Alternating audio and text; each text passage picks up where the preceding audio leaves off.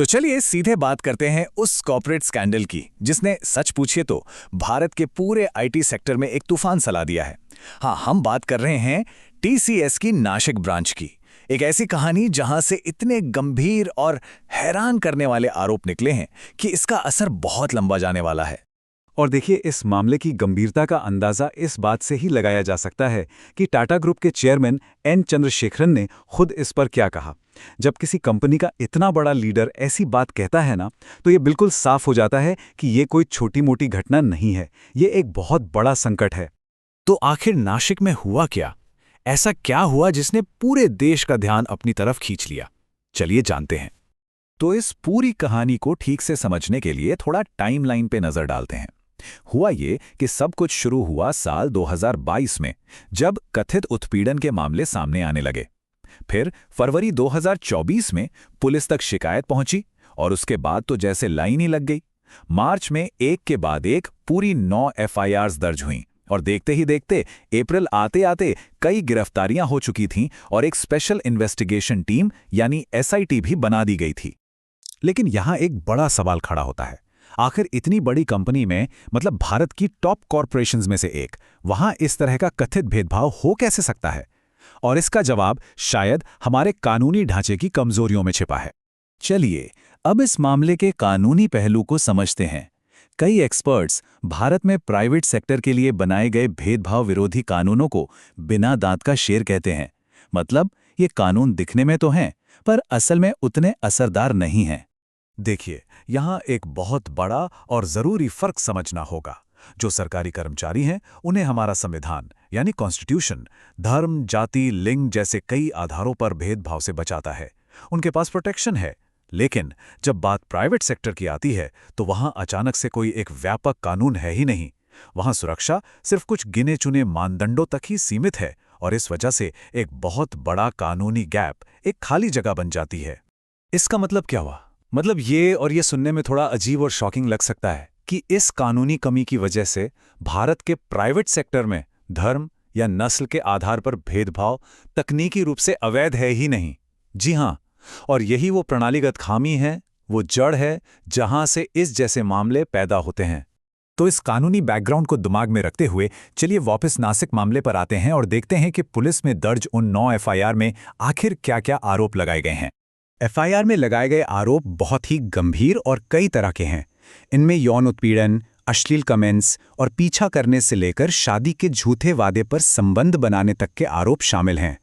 और बात यही नहीं रुकी, धार्मिक उत्पीड़न के भी संगीन आरोप हैं, जैसे हिंदू देवी देवताओं का अपमान करना, कर्मचारियों को नमाज पढ़ने और बीफ खाने के लिए मजबूर करना और यहाँ तक कि एक पुरुष कर्मचारी पर धर्म बदलने का दबाव डालना। कुल मिलाकर नासिक पुलिस में 9 अलग-अलग एफआईआर दर्ज की गईं, जो बताती हैं कि यह कोई एक दो लोगों की शिकायत नहीं, बल्कि एक पैटर्न हो सकता है। तो इस केस में कई लोगों की गिरफ्तारी हुई, टीम लीडर्स, इंजीनियर्स सब शामिल है। लेकिन शायद जो सबसे अहम गिरफ्तारी है, वो है एचआर मैनेजर निदा खान की। उन पर आरोप है कि उन्होंने इन गंभीर शिकायतों को बस नजरअंदाज कर दिया, कोई एक्शन ही नहीं लिया। अब इतने संगीन आरोपों के बाद कंपनी और राजनीतिक दलों की तरफ से क्या प्रतिक्रिया आई, चलिए देखते हैं। टीसीएस ने अपने ऑफिशियल स्टेटमेंट में कहा कि उनके उत्पीड़न के खिलाफ जीरो टॉलरेंस की पॉलिसी है और जिन कर्मचारियों की जांच हो रही है उन्हें सस्पेंड कर दिया गया है। कंपनी ने यह भी कहा कि वो जांच में पूरा सहयोग कर रहे हैं। लेकिन हर कोई टीसीएस के इस बयान से खुश नहीं था। मिसाल के तौर पर शिवसेना यूबीटी की नेता प्रियंका चतुर्वेदी ने कंपनी के जवाब को लापरवाही भरा बताया। उनका कहना था कि कंपनी पीड़ितों के प्रति बिल्कुल भी संवेदनशील नहीं है।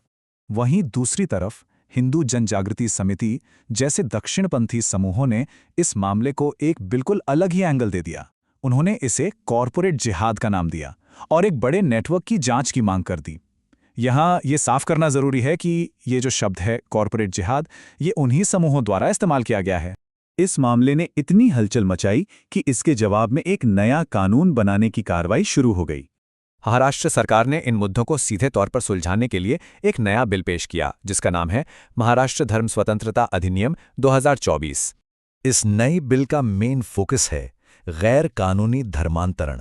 कानून के मुताबिक इसका मतलब है किसी भी तरह के लालच, धोखे, बल या गलत प्रभाव का इस्तेमाल करके किसी का धर्म बदलवाना। अब इस नए कानून के तहत अगर कोई कानूनी तरीके से धर्म बदलना चाहता है तो उसके लिए प्रक्रिया को काफ़ी जटिल बना दिया गया है। देखिए कैसे। पहला कदम, 60 दिन पहले डिस्ट्रिक्ट मैजिस्ट्रेट को नोटिस देना होगा। फिर 30 दिन के लिए एक पब्लिक नोटिस लगेगा ताकि अगर किसी को आपत्ति है तो वो सामने आ सके। इतना ही नहीं, अधिकारी चाहें तो पुलिस जांच भी करवा सकते हैं। और आखिर में धर्मांतरण के 21 दिन के अंदर अंदर एक घोषणा पत्र भी जमा करना होगा। तो एक लंबा चौड़ा प्रोसेस है। और ये सब कुछ हमें एक बहुत ही बुनियादी सवाल पर लाकर खड़ा कर देता है। जब किसी कंपनी का अंदर का कल्चर, वहां का माहौल ही अपने कर्मचारियों को बचाने में नाकाम हो जाए, तो क्या सिर्फ नए कानून बना देने से सब ठीक हो जाएगा? या असली बदलाव कानून से नहीं बल्कि उस कॉरपोरेट कल्चर को जड़ से बदलने से आएगा? ये एक ऐसा सवाल है जिसका जवाब हम सबको सोचना होगा।